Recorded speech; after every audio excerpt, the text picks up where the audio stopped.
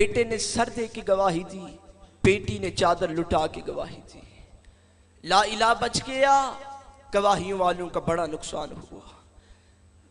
अज़ादारान इमाम मज़लूम जो करबला में मारे गए, उन्हें क्या कहते हो? शहीद। शहीद अरबी जबान में कहते हैं दवा।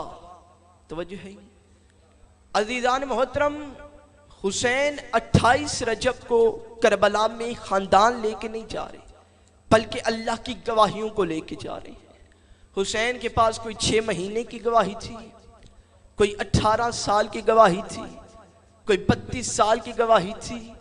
जब 28 रजब को हुसैन ने गवाहियां इकट्ठी करनी शुरू की, तो बहन के खेमे में हुसैन ने आके कहा, बहन ज़ैनब मेरी गवाहियां तैयार हैं। बीबी रो के कहती हैं, हुसैन अपनी गवाहियां तो लेके जा रहा है, बहन की गवाही नहीं लेगा। हुसैन रो के कहते, तू तो मस्तूर है, तू कैसे करबला में गवाही देगी, तू शाम में गवाही नहीं देगी। बीबी अपने हुजरे में गई, बीबी ने अपने दोनों बेटों के हाथ पकड़े और रो के कहा, ओ नो मोहम्मद मेरी तरफ से गवाही देंगे। कदीम उलमा कराम के हमारे मिंबर की एक तहजीब व सगावत है कि हम 28 रजब को बीबी को पुरसा देते हैं। अज़ीज़ान मोहतरम, बहुत बड़े आलिम दीन जनाब मौलाना मोहम्मद इस्माइल शाम में गरीबा पढ़ने के लिए कराची में मिंबर के ऊपर आए। मौलाना मोहम्मद इस्माइल के एक जुमले पे मजलिस खत्म हो गई, एक जुमले पे। अजीजान मोहतरम, मौलाना मोहम्मद इस्माइल शाम में गरीबा पढ़ने आए। मौलाना मोहम्मद इस्माइल ने कहा, मैं सैयदजादा हूँ, हुसैन का अदना से एक जाकिर हूँ, मैं मजलिस पढ़ने नहीं आया, मैं सैयदों से एक नसीहत करने आया हूँ कि सारा साल अपने आप को तकवी सैयद कहलवाया करो, नकवी सैयद कहलवाया करो, जाफरी सैयद कहलवाया करो, काज़मी सैयद कहलवाया करो, लेकिन शाम में गरीबा रो के कहा करो, हम ज़ैनबी सैयद हैं। रो के कहा करो, हम ज़ैनब के बेटे हैं। क्योंकि करबला में किसी की नस्ल कत्ल नहीं हुई, करबला में बीबी ज़ैनब की नस्ल कत्ल हुई है। आज के बाद कोई शिया ये लफ्ज ना कहे कि बीबी ज़ैनब ने 2 बेटे दिए, 2 का लफ्ज नहीं, बीबी ज़ैनब ने करबला में नस्ल कत्ल करवाई। जब 28 रजब का काफिला चला था, तो बीबी ने हुसैन से कहा था, भैया हुसैन मैं भी आपके साथ चलूंगी। हुसैन ने कहा, ज़ैनब बहन अब्दुल्ला से इजाजत लीजिए, शरीयत में हम अमल नहीं करेंगे तो कौन करेगा। अज़ादारान इमाम मज़लूम, बीबी उठी, अपने घर आई, बीबी जमीन पे बैठ की और बीबी ने जमीन पे बैठ के लकीरें खींचना शुरू कर दी।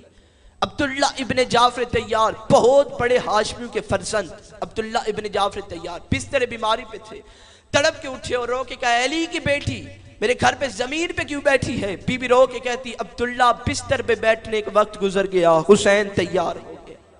अब्दुल्ला तू मेरे शरई हाकिम है, तू मेरा शरई हाकिम है, तू मेरा शोहर है। अब्दुल्ला मैं तुझे बताने आई हूं कि तूने अगर मुझे इजाजत ना दी, ज़ैनब रुक तो जाएगी, लेकिन यहां से हुसैन का घोड़ा निकलेगा, वहां से ज़ैनब का जनाजा निकलेगा। 28 रजब को काफिला चला, अभी ओनो मोहम्मद साथ नहीं।